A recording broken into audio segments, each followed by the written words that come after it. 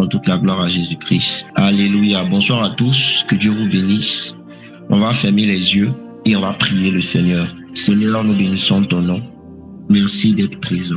Je sais que tu es présent parce que tu dis ta parole et c'est toi qui l'as dit. Là où 2 ou 3 sont assemblés en ton nom, tu es présent au milieu. Et Seigneur, certainement ce soir encore, tu es présent. Tu es présent au milieu de nous afin de nous faire du bien, afin de nous révéler des choses, afin de nous édifier, de nous bâtir, de nous construire. Tu es présent au milieu de nous pour ouvrir les portes qui étaient fermées dans nos vies. Tu es présent au milieu de nous pour être dérangé dans nos vies. Tu es présent au milieu de nous pour guérir les cœurs. Tu es présent au milieu de nous pour guérir les corps. Tu es présent au milieu de nous pour pouvoir équiper l'esprit. Tu es présent au milieu de nous pour pouvoir transformer notre être afin de te ressembler davantage. Tu es présent au milieu de nous pour nous donner la force de manifester quelque chose que nous n'avons pas l'habitude de manifester. Saint-Esprit de Dieu, prends toute la place. Sois présent, sois manifeste. Que dans les chambres, dans les salons, dans les cours, dans les voitures, là où nous sommes et en train de t'écouter maintenant, que tu puisses transformer cette atmosphère en une atmosphère céleste.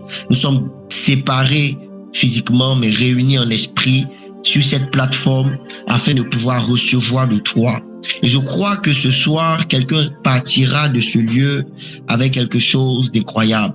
Voilà pourquoi je veux prophétiser dans cette atmosphère, sur ce chant, que le programme sera un programme glorieux. L'enseignement sera un enseignement glorieux. Des personnes seront visitées, des personnes seront transformées, des malades seront guéris, des personnes seront orientées, des personnes auront des miracles, seront visités dans le nom puissant de Jésus-Christ. Alléluia. Est-ce qu'on peut crier Amen? Est-ce qu'on peut crier Amen? Alléluia. Bonsoir à tous encore. J'espère que vous allez bien. Je suis l'homme de Dieu, Emmanuel Monda, et je ne peux pas continuer sans d'abord honorer la vie du Saint-Esprit. Est-ce qu'on peut honorer la présence du Saint-Esprit?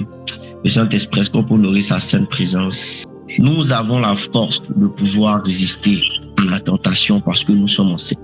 Nous avons la force de pouvoir manifester la puissance et la gloire de Dieu parce que nous sommes enseignés. Est-ce que je peux choquer quelqu'un ici? Est-ce que vous savez que Ève a détourné le regard de ce que Dieu lui avait dit parce qu'elle n'avait pas été enseignée? La raison principale pour laquelle Ève a été tentée, c'est parce que Ève n'avait pas été enseignée sur certaines vérités en rapport avec son rôle, sa position, sa nature. Là pourquoi même lorsque Ève et Adam ont mangé le fruit et que Dieu vient vers eux et Dieu leur dit: pourquoi vous vous cachez? Ils disent que nous sommes nus. Dieu leur a dit: qui vous a dit? Qui vous a appris ça? Parce qu'il y a des choses qu'ils n'avaient pas, qu'ils ne connaissaient pas.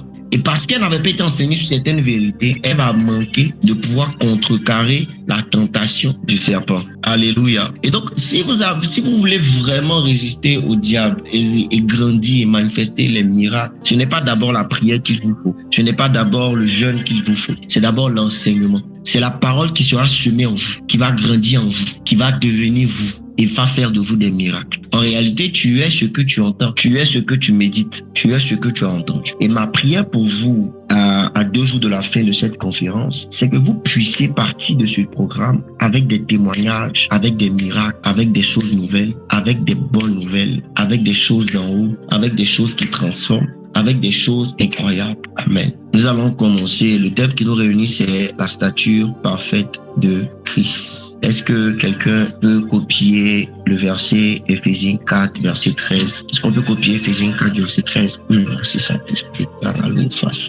Jusqu'à ce que nous soyons tous parvenus à l'unité de la foi, à la connaissance du Fils de Dieu, à l'état d'homme fait, à la mesure de la stature parfaite de Christ. Seigneur, merci de bénir ta parole au nom de Jésus-Christ. Dans le terme, c'est la stature parfaite de Christ. Dans la Bible, il est énuméré seulement que 2 fois dans le Nouveau Testament le terme stature. 2 fois. La première fois, on le voit dans l'Évangile où on nous dit que Jésus-Christ grandissait en sagesse. Donc je disais que le terme stature est énuméré 2 fois dans la Bible, 2 fois dans le Nouveau Testament, 2 fois. La première fois, on le trouve dans les évangiles, principalement dans le livre de Luc 2, verset 52, qui dit: et Jésus croissait en sagesse, en stature et en grâce devant Dieu et devant les hommes. Et la deuxième fois qu'on voit le mot stature dans le Nouveau Testament, c'est dans Éphésiens 14, verset 13 que nous venons de lire. Et Éphésiens 4, verset 13 nous fait comprendre que la stature parfaite de Christ est un niveau, est comme une dimension que tout chrétien est censé atteindre. Alléluia. Et nous allons essayer quand même de définir le terme stature avant de commencer, parce que c'est important de le définir. Le terme stature en grec signifie Elikia. Pour ceux qui notent, le terme statut en grec signifie Elikia. Et Elikia signifie simplement hauteur, maturité. Hauteur, maturité. Et bon, j'ai défini aussi le terme parfait. Le terme parfait en grec, c'est pléroma. Pléroma qui signifie ce qui a été rempli, l'abondance. Donc, la perfection dans ce verset-là est rattachée à l'abondance, est rattachée à quelque chose qu'on a rempli jusqu'à ce que ça déborde. Alléluia. Est-ce qu'on est ensemble? Et notre Dieu a toujours voulu que l'homme atteigne la perfection. Dieu a toujours voulu que l'homme atteigne la perfection. Il a toujours voulu que l'homme atteigne une dimension de perfection. Dans la Genèse, la Bible dit que Dieu dit, non, dans la Genèse, lorsqu'on lit la Genèse, on se rend compte que à chaque fois que Dieu devait créer quelque chose, Dieu s'assurait que ce qu'il créait était bien fait. Quand vous prenez par exemple Genèse 1, on va lire un peu. On dit Genèse 1 verset 7, on dit Dieu sépara. Non, là on ne le dit pas. Genèse 1 verset 10, on dit Dieu appela le sec terre et il appela la masse des eaux mer. Dieu vit que cela était bon. Donc à chaque fois que Dieu s'apprêtait à créer quelque chose, Dieu se rendait compte que il faisait une analyse de ce qu'il a fait, et quand il se rendait compte que ce qu'il avait fait était bien, Dieu maintenant continuait le travail.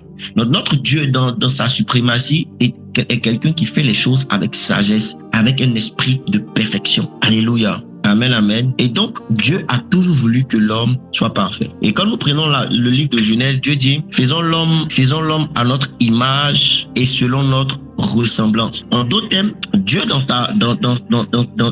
sa volonté de créer l'homme a toujours voulu que l'homme soit fait de manière parfaite, de manière particulière. Dans Genèse 1, verset 31, la Bible dit, Dieu vit tout ce qu'il avait fait et voici cela était très bon. Donc lorsque Dieu a fini de créer l'homme, Dieu s'est rendu compte que ce qu'il avait fait était très bon. Les autres jours, Dieu disait c'était bon. Mais pour l'homme, Dieu dit c'est très bon. Donc Dieu a permis à l'homme d'atteindre certaines dimensions de perfection que les autres êtres n'avaient pas atteint. Alléluia. Et donc Dieu a toujours voulu, dans son plan originel, que l'homme soit parfait, que l'homme ait une position parfaite, une position excellente. Amen. Est-ce qu'on est ensemble? Est-ce qu'on se suit? Et Christ pouvait dire dans Matthieu 5, verset 48, Christ pouvait dire, soyez parfaits, comme votre Père Céleste est parfait. Amen. Soyez parfaits, comme notre Père Céleste est parfait. Malheureusement, plusieurs chrétiens, malheureusement, ne cherchent pas la perfection. Ils se mettent dans un état où ils se disent, je suis un homme, je ne suis pas parfait. Je suis un homme, je ne peux pas être parfait. Je suis un homme, je ne peux pas vivre parfaitement. Je suis un homme, c'est évident que j'ai des défauts. Je suis un homme, donc on limite en fait l'homme à un être imparfait qui est rempli de défauts et de failles. Alors que Dieu, dans son plan, a toujours voulu que nous soyons parfaits. Et Christ même nous le demande. Il ne dit pas juste qu'il souhaite. Il dit, soyez parfaits. Donc c'est un peu comme un ordre que Christ est en train de nous donner. Soyez parfaits comme votre Père Céleste est parfait. Alléluia. Et donc, tu dois atteindre cette dimension de perfection dans ton parcours avec Dieu. Et l'objectif de cet enseignement-là, c'est de t'emmener à avoir cette soif-là, de te parfaire dans ce que tu es et dans ce que tu fais. Malheureusement, plusieurs chrétiens se limitent à ce qu'ils ont. Lorsqu'on prend la définition du terme parfait, on dit que c'est quelque chose qui est en train d'être rempli. Et le verset qu'on a donné, Paul dit, il souhaite que nous puissions atteindre cette dimension. Donc, la perfection n'est pas forcément innée dans l'homme né de nouveau. Ça veut dire quoi? Ça veut dire qu'à cause du péché, l'homme vit dans une dimension d'imperfection. Mais lorsque nous sommes nés de nouveau, nous naissons avec pour objectif d'atteindre la perfection. Donc tu ne peux pas te limiter juste à dire ce que j'ai là est suffisant. Non, tu n'es peut-être pas parfait aujourd'hui, mais tu es censé atteindre cette dimension de perfection-là en Christ. Dieu fait toutes choses bonnes. Il fait toutes choses dans un esprit de perfection. Et on va prendre un verset pour comprendre ça. Matthieu 18, verset 12. Jésus dit, si un homme a 100 brebis et que l'une d'elles s'égare, ne laisse-t-il pas les 99 autres sur les montagnes pour aller chercher celle qui s'est égarée? Matthieu 18, verset 12. Je reprends. Il dit, si un homme a 100 brebis et que l'une d'elles s'égare, ne laisse-t-il pas les 99 brebis sur les montagnes pour aller chercher celle qui s'est égarée? Ça, c'est l'expression du bon berger. Dieu est en train de nous faire comprendre que dans la nature de Dieu, dans la nature de Christ, il ne se contente pas de 99%. Même s'il a 99%, ce qui est très proche de 100%, il ne va pas se limiter à 99%, mais il va aller chercher les 1% qui vont compléter les 99% afin que ça fasse 100%. Donc, ce n'est pas parce que tu ne mens pas, tu ne voles pas, tu n'insultes pas, et que juste parce que tu as un problème avec un petit péché, que tu vas te dire, ok, ça va, ça suffit, ça va, ça suffit, ça va, ça suffit. Non, non, non, non, non, non, non, non, non. Notre Seigneur a un esprit de perfection. Et nous aussi, nous devons avoir cet esprit de perfection. Et malheureusement, beaucoup de chrétiens manquent de cette vérité-là. Ils manquent de ça, en fait. Ils ne cherchent pas à atteindre cette maturité en Christ, non pas à moitié, mais dans la perfection. Parfaite dans tout ce qui est en rapport avec le Seigneur. Amen. Est-ce que quelqu'un me suit? Est-ce que quelqu'un me suit? Voilà pourquoi il y a des chrétiens qui se sont convertis, ça fait longtemps. Mais jusqu'à présent, tu as l'impression qu'ils se sont convertis hier. Certaines personnes peut-être même se demandent pourquoi lui qui s'est converti après moi, il parle déjà en langue, il a déjà guéri des malades, il envoie des centaines d'âmes à Jésus-Christ, il organise des programmes de 100 personnes. Et moi qui suis converti avant lui, je n'arrive pas à atteindre cette dimension. Le problème en toi et cette personne, c'est que cette personne a pris conscience que il y a un niveau de perfection qu'il doit atteindre. Il y a une stature qu'il doit atteindre. Il y a quelque chose qu'il doit atteindre. Parce qu'il est censé ressembler à un Dieu qui, lui, est parfait. Donc, sur la terre, il doit aussi vivre la perfection. Alléluia. Il doit aussi vivre la perfection. Et donc, parce qu'il doit aussi vivre la perfection, il ne se limite pas à ce qu'il a. Ce n'est pas parce que j'ai prié pour 3 personnes que c'est suffisant. Jésus-Christ a prié pour des centaines de personnes. Ce n'est pas parce qu'aujourd'hui j'ai été bon que c'est suffisant. Jésus n'a pas été juste bon, il a été très bon. Jésus a été très bon. Ce n'est pas parce que j'ai aidé une personne que c'est suffisant. Jésus a aidé des centaines de personnes. Il a nourri des milliers de personnes. Et souvent on se met dans cet état-là. Est-ce que vous savez qu'il y a une séduction même dans l'enseignement du fait que l'homme est faible? Il y a une séduction là-dedans. On aime bien utiliser cette phrase-là pour justifier notre imperfection et nos péchés. La chair est faible. La chair est faible. Écoute-moi. C'est une séduction de Satan. L'homme n'a pas été créé de base pour être parfait. Et l'homme né de nouveau n'est pas censé vivre dans l'imperfection. Et à vouloir toujours justifier nos péchés, à vouloir toujours justifier nos mauvaises actions, à vouloir toujours justifier notre faiblesse, on commence malheureusement à devenir des hommes ordinaires. Aujourd'hui, c'est le seul Dieu qui est bon. Quand on commence à parler aujourd'hui, toi tu es Dieu ou bien, toi tu veux pardonner tout, toi tu es Dieu ou bien, c'est Dieu qui pardonne, moi je suis pas Dieu. Et beaucoup restent dans cette séduction-là et n'arrivent plus à monter. J'aimerais parler à quelqu'un ici qui a commencé à penser comme un homme charnel, qui a commencé à se dire qu'il est un homme, il ne peut plus monter, il n'est pas censé être parfait. C'est un mensonge. J'aimerais que tu saches qu'il y a un ordre divin qui est sur ta vie.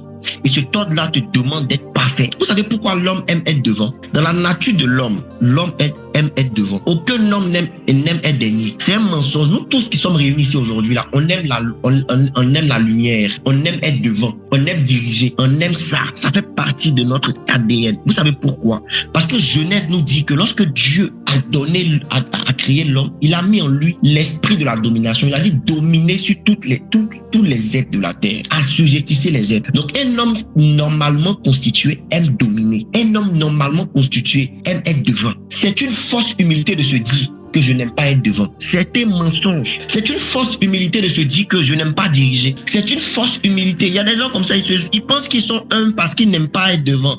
C'est pas ça l'humilité. L'humilité là, c'est respecter ceux qui sont derrière bien qu'on soit devant. Et il y a des gens comme ça. Non, moi franchement, je préfère rester derrière.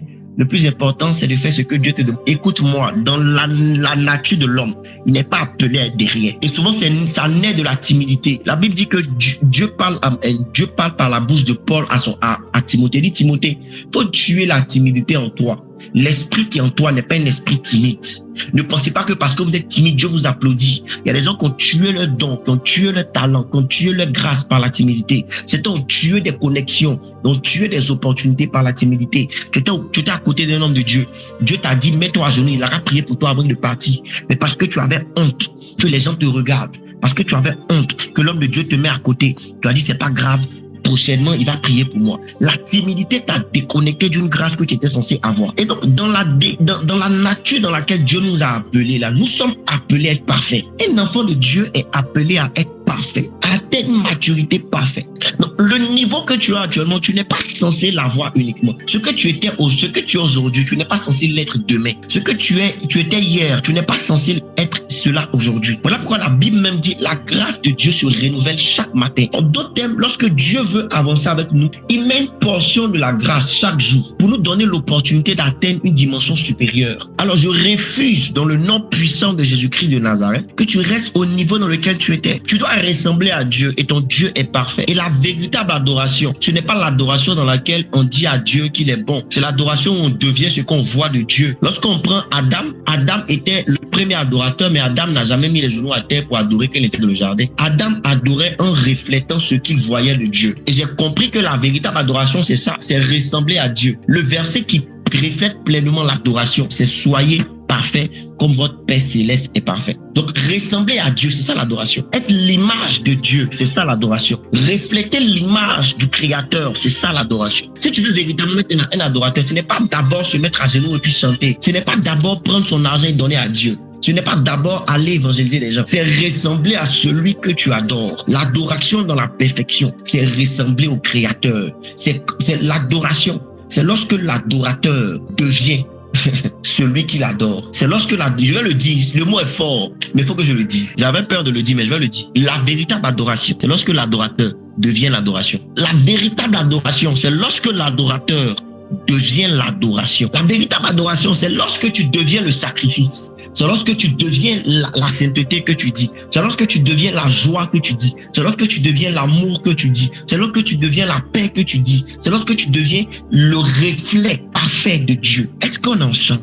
Alléluia. On va prendre rapidement nos Bibles dans le livre de Colossiens. Colossiens. Alléluia. Colossiens 1, verset 15, qui dit « Il est l'image du Dieu invisible, le premier-né de toute la création, le premier-né de toute la création. » Amen. Il est l'image visible du Dieu invisible, le premier-né de toute la création. Comme j'étais en train de le dire, nous avons une mission terrestre. La mission terrestre que nous avons, c'est de révéler Dieu à la création et de soumettre à cette création le nom révélé de l'Éternel qui est Jésus-Christ. Aller et faire de toutes les nations mes disciples. Donc nous avons pour rôle de ressembler à Dieu parfaitement. Pour ressembler à Dieu parfaitement, il faut que nous puissions ressembler à l'image parfaite de Dieu. Et l'image parfaite de Dieu, c'est Christ.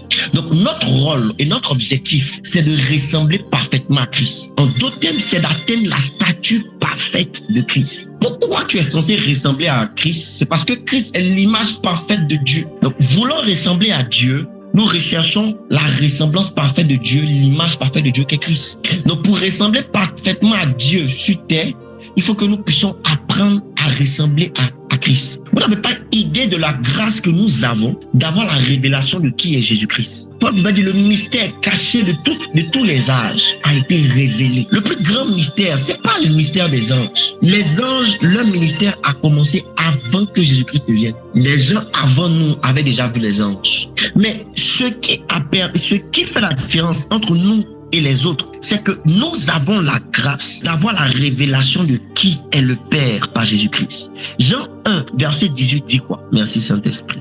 Jean 1, verset 18. Jean 1, verset 18 dit. Jean 1, verset 18 dit. Merci Saint-Esprit. Jean 1, verset 18. Personne n'a jamais vu Dieu. Je reprends. Personne n'a jamais vu Dieu. Personne n'a jamais vu Dieu. Le Fils unique qui est dans le sein du Père est celui qui l'a fait connaître. Donc, quand Jésus-Christ est né là, les anges qui sont descendus là, ils ne sont pas descendus juste pour une mission. Ils ont couru pour descendre par curiosité. Ils voulaient voir l'image de Dieu. Ils voulaient voir à quoi ressemble Dieu. Ils voulaient savoir comment Dieu est. Donc, même les anges ne savaient pas qui était l'Éternel. Même Gabriel, Gabi, l'ancien Gabi, il ne savait pas qui était Dieu. Michael, l'ange de la guerre, il ne connaissait pas Dieu. Il avait juste entendu la voix de l'Éternel. Mais personne n'arrivait à atteindre la lumière dans laquelle Dieu était. Donc personne n'arrivait à le voir. Est-ce que vous avez idée du nombre d'années qui a précédé la venue de Jésus-Christ? C'est des milliers d'années-lumière que les gens ont vécu avant que Dieu. Donc nous avons eu la grâce d'avoir la révélation de qui est Dieu par Jésus-Christ. C'est une grâce. Alléluia. Donc, amen. C'est une grâce que nous avons. Et donc, pour ressembler à Dieu, nous devons ressembler à Christ. Amen. Nous devons ressembler à Christ. Merci Saint-Esprit. Nous devons ressembler à Christ. Nous devons ressembler à Christ. Aujourd'hui, on va parler un peu de la stature de Christ. Quels sont les points?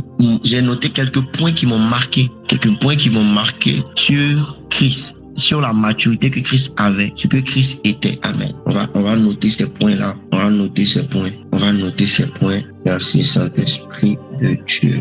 Premier point.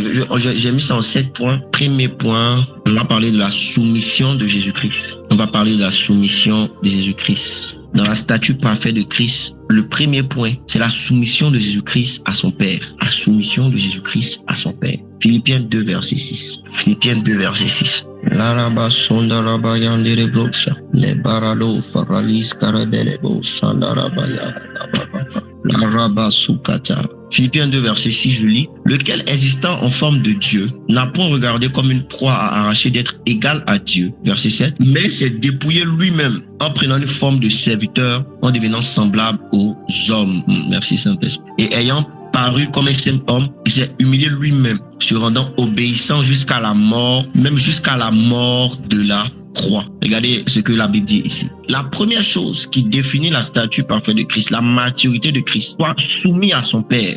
Ne regardons pas son égalité à lui, mais a décidé de venir sur terre. En fait, le premier point même qui est intéressant dans la vie chrétienne, la vie sur terre de Jésus, c'est le fait que Jésus-Christ soit venu sur la terre. Le fait que Jésus-Christ ait accepté de se soumettre à la volonté de son Père.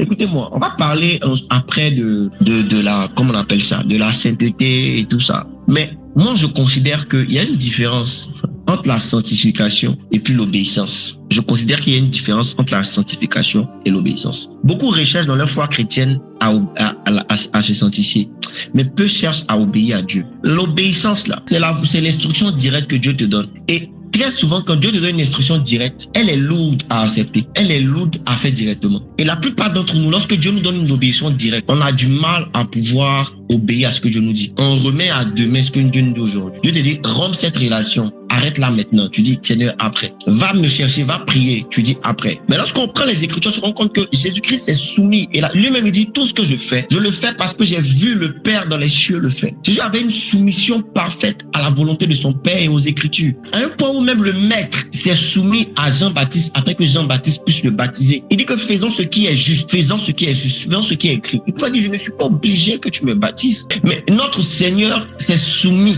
aux Écritures. Il s'est soumis à la volonté de Dieu. Il s'est soumis au Père. Ça, c'est quelque chose d'incroyable. C'est quelque chose d'énorme. Mais pas seulement même à son Père céleste. Jésus s'est soumis à son Père terrestre. Jésus était un enfant obéissant à ses parents. Donc, la soumission aux autorités, la soumission à la volonté de Dieu, c'est la première dimension de maturité que tout fils de Dieu doit chercher à atteindre. C'est la première dimension de maturité que tout fils de Dieu doit chercher à atteindre. Beaucoup, malheureusement, ne cherchent pas ça. Lorsqu'on parle de la vie en Christ, on rattache beaucoup, les gens pensent beaucoup à la sainteté, à la sanctification. Et généralement, les gens parlent de l'impudicité. L'impudicité, fuis l'impudicité, fuis l'impudicité. Non, il n'y a pas que l'impudicité. L'impudicité, mais c'est même pas les choses majeures. Mais la Bible même dit que celui qui commet l'impudicité pêche contre son propre corps. Ça veut dire que même dans tous les péchés même dans lesquels même Dieu s'investit le plus, pour nous dire d'arrêter l'impudicité, même c'est en bas là-bas. En fait, Dieu est en train de te faire comprendre que c'est ton problème. Si tu veux te souiller ton corps, souille ton corps. C'est ton problème. C'est ton problème. Grâce, je vais vous choquer. Mais je vous le dis, c'est important. Dieu ne met pas beaucoup sa bouche dans les choses en rapport avec les relations humaines entre un homme et une femme. Il te donne la responsabilité de te purifier. Il te donne la responsabilité du choix que tu fais. C'est ta responsabilité. Parce qu'on a beaucoup rattaché la vie en Christ à l'impudicité, au mariage. Non, c'est pas que ça. Il y a plus que ça. Il y a l'obéissance à la voix de Dieu. Ce que Dieu te dit de faire. Et Christ, dans sa venue sur la terre, il était rempli de soumission à son Père. Donne-moi un amen. Donne-moi un amen. Donne-moi un amen. Alléluia. Amen, amen. Jean 3, verset 10. La deuxième chose, Jean 3, verset 10. Jean 3, verset 10. Ça veut dire que le premier point que tu dois chercher à travailler, c'est ta soumission à la volonté du Père. Deuxième point, on va commencer à partir de Jean. Non, on va pas prendre Jean 3, verset 10 d'abord. On va prendre Jean 3. On va commencer à partir du verset 1 même.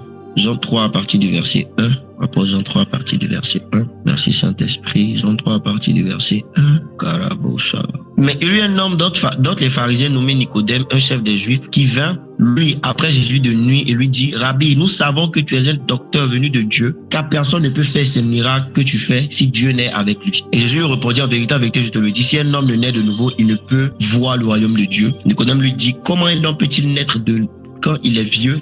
Peut-il rentrer dans le sein de sa mère et naître? Je répondis, en vérité, je te le dis, si un homme ne naît d'eau et d'esprit, il ne peut entrer dans le royaume de Dieu. Ce qui est né de la chair est chair, et ce qui est né de l'esprit est esprit. Ne t'étonne pas que je t'ai dit qu'il faut que vous naissiez de nouveau. Le vent souffle où il veut, et tu entends le bruit, mais tu ne sais d'où il vient, où il va, ni où il va. Il en est ainsi de tout homme qui est né de l'esprit. Nicodème lui dit, comment cela peut-il se faire? Et Jésus lui répondit, tu es le docteur d'Israël et tu ne sais pas ces choses. En vérité, je te le dis, nous disons que nous savons et nous rendons témoignage de ce que nous avons vu.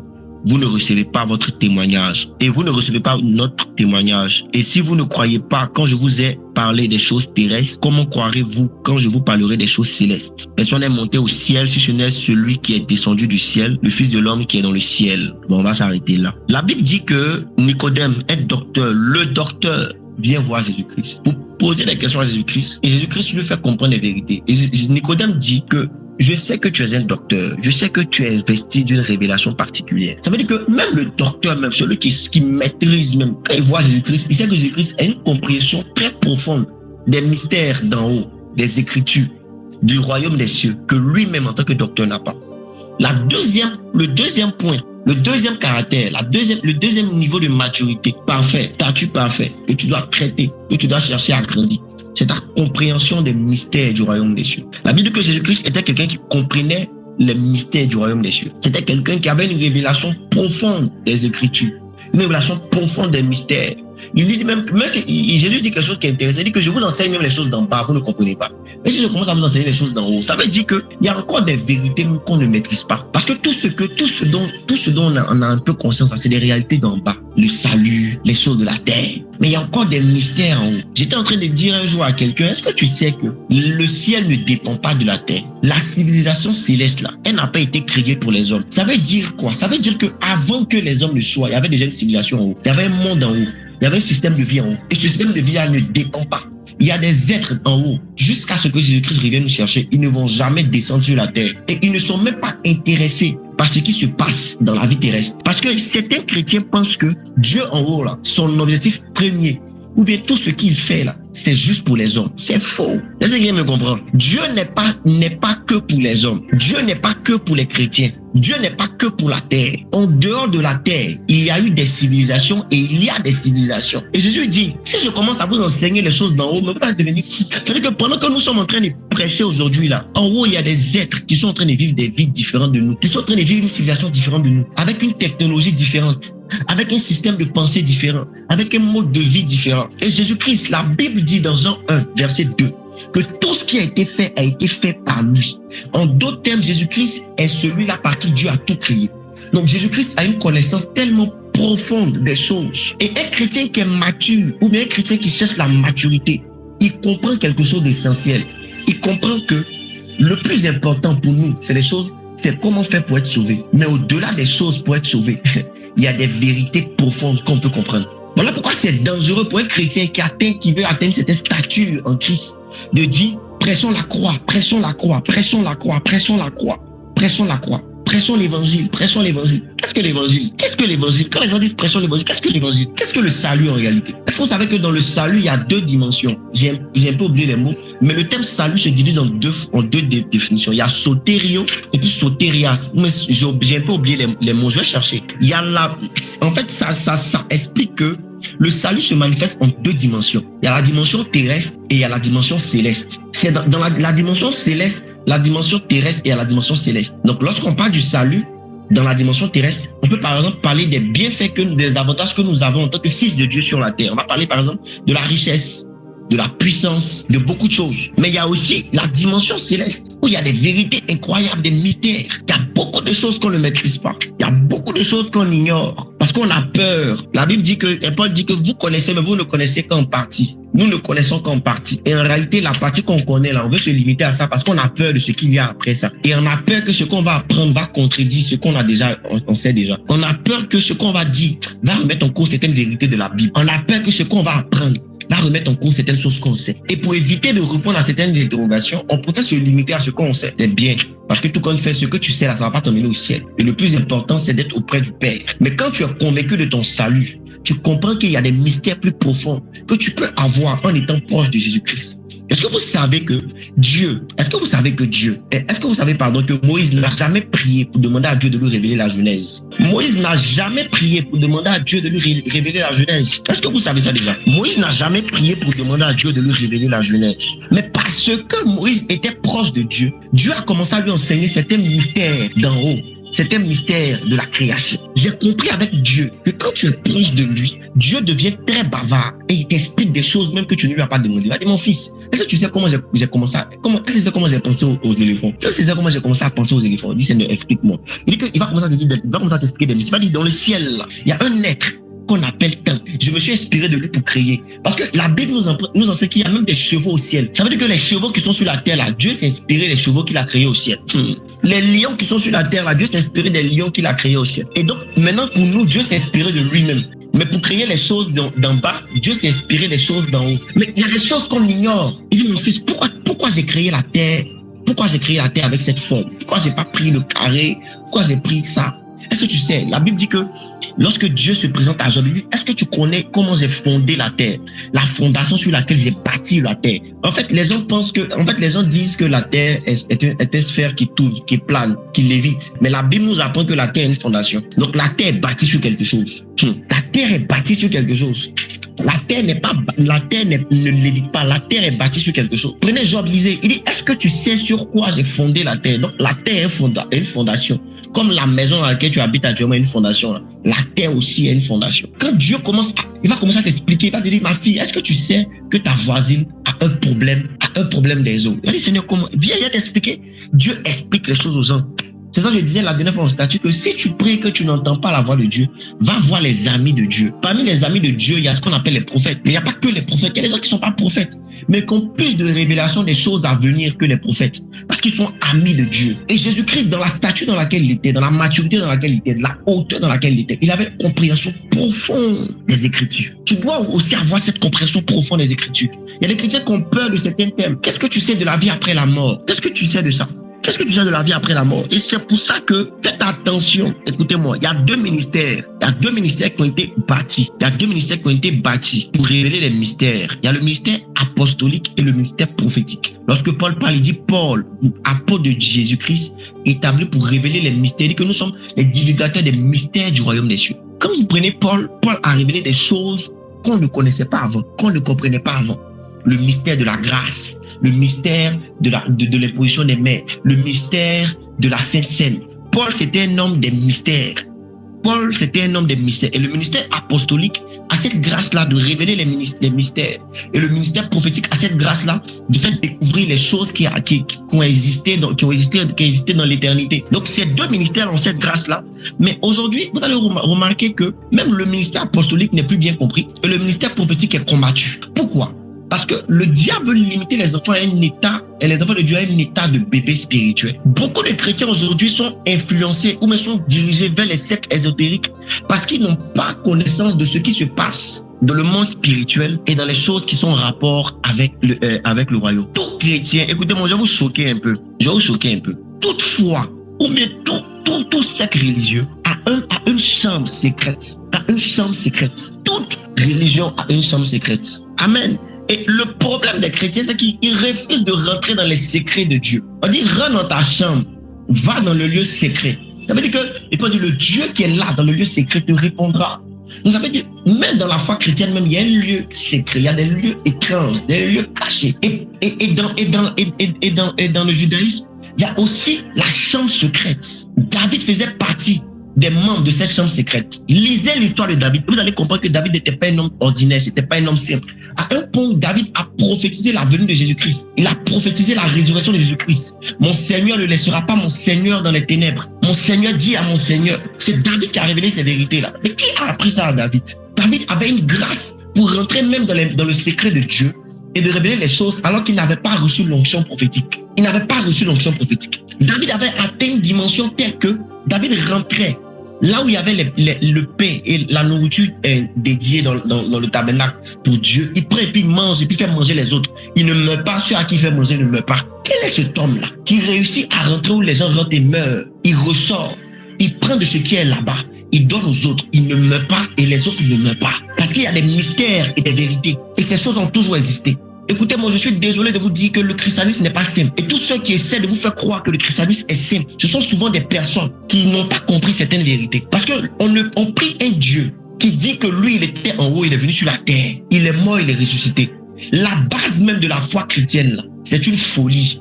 c'est pas quelque chose d'ordinaire, c'est pas quelque chose de simple. On peut pas considérer le christianisme comme quelque chose de simple. Et je commence à vous expliquer les choses terrestres. Vous dites que je suis fou.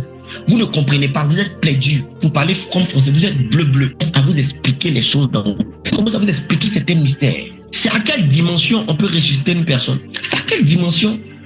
Et regardez-moi, j'ai étudié un peu. Il y a certains commentaires sur la mort et la raison de Lazare qui disent que selon certaines croyances juives, quand l'homme meurt, l'âme de la personne fait 4 jours avant que les anges viennent le prendre. Et donc Jésus a attendu exactement 4 jours avant d'aller ressusciter Lazare, pour faire comprendre aux gens que il avait la compétence même de récupérer quelqu'un qui est déjà rentré dans le séjour des morts. Parce qu'avant Jésus-Christ, il y avait déjà eu des résurrections. On connaît l'histoire de Élie, on connaît l'histoire d'Élisée, qui ont ressuscité les gens. Mais cette dimension de résurrection où quelqu'un meurt pendant plusieurs jours, on l'enterre et puis on le ressuscite là, on n'avait pas encore vu ça. Parce qu'aucun être spirituel n'avait la compétence de pouvoir réussir à atteindre cette dimension, de soumettre même l'esprit des gens qui sont déjà rentrés dans le séjour des morts. Écoutez, regardez Moïse. La Bible dit que Moïse dit à Dieu. Moïse réussit à changer la volonté de Dieu par un mystère que personne ne lui a enseigné. Il dit, Seigneur, si tu veux enlever ce peuple-là, il faut enlever mon nom dans le livre que tu as. Qui a enseigné à Moïse qu'il y a un livre en haut? Ça veut dire que même dans ta manière de prier, quand tu as un œil ouvert, quand tu as des yeux ouverts sur des mystères dans le ciel, tu peux convaincre Dieu sur certaines choses. Est-ce qu'on est ensemble? Et donc, le deuxième point sur la statue de Christ, c'est que Christ avait une compréhension profonde des Écritures et des mystères du royaume des cieux. Amen. Alléluia. Et la troisième chose avait une grande notoriété. La radosh. Matthieu 4, verset 24. Est-ce que quelqu'un peut copier? Radosh, Habayanda là-bas. Matthieu 4, verset 24. La ralou, farous, kadelepra. Sa renommée se répandit dans toute la Syrie. On lui amenait tous ceux qui souffraient de maladies et de douleurs de divers genres. Les démoniaques, les lunatiques, les paralytiques et il les guérissait. Jésus-Christ avait une grande renommée. Le troisième point par rapport à la statue de Jésus-Christ, c'est qu'il avait une grande renommée. Est-ce qu'en ensemble, un chrétien n'est pas appelé à être dans l'anonymat? Écrit, je ne suis pas appelé à être dans l'anonymat. Je ne suis pas appelé à être dans l'anonymat. Non, moi j'aime la discrétion. Je vais rester dans mon coin un peu caché. Ce n'est pas de Dieu. Ce n'est pas de Dieu. Ce n'est pas de Dieu. Matthieu 5, verset 15. Matthieu 5, verset 15. Et on n'allume pas une lampe pour la mettre sous le bois, mais on la met sur le chandelier et elle éclaire tous ceux qui sont à la maison, dans la maison, pardon. La Bible dit que nous sommes la lumière. Et Jésus dit, on n'allume pas une lampe pour la mettre en bas, on la met en haut pour qu'elle puisse éclairer tout le monde. Parmi les grâces et les bénédictions qui sont rattachées à la vie chrétienne, et même parmi les bénédictions que nous avons dans l'alliance que nous avons en Christ, l'alliance abrahamique, la Bible dit que Dieu dit à Abraham, je rendrai ton nom grand. Donc, quand Dieu veut bénir son enfant, parmi les choses qu'il fait, c'est que Dieu lui donne une certaine forme de renommée. C'est-à-dire que les gens t'aiment, ils ne savent pas pourquoi ils t'aiment. Ton nom commence à prendre. Dans le quartier, on sait qu'il y a une personne qui s'appelle Pacom, qui prie pour des gens, qui est très intelligent. Une personne qui a une sagesse qui vient d'en haut. Dans le quartier, on commence à parler de toi. Quand tu fais un post, tu as 1000 vues. Quand tu fais un post, tu as 1000 likes. Écoute-moi, parmi les points essentiels que tu dois travailler par l'Esprit de Dieu, bien évidemment, on va en parler demain. Il y a ta renommée. Voilà pourquoi il ne faut pas jouer avec son nom. Il ne faut pas jouer, il ne faut pas laisser ton nom s'associer à n'importe quoi et à n'importe qui. Est-ce que quelqu'un comprend ce que je suis en train de dire? N'associe pas ton nom à n'importe quoi et à n'importe qui. On peut tout dire de toi, mais il ne faut jamais qu'on dise des choses qui ont des fondations vraies.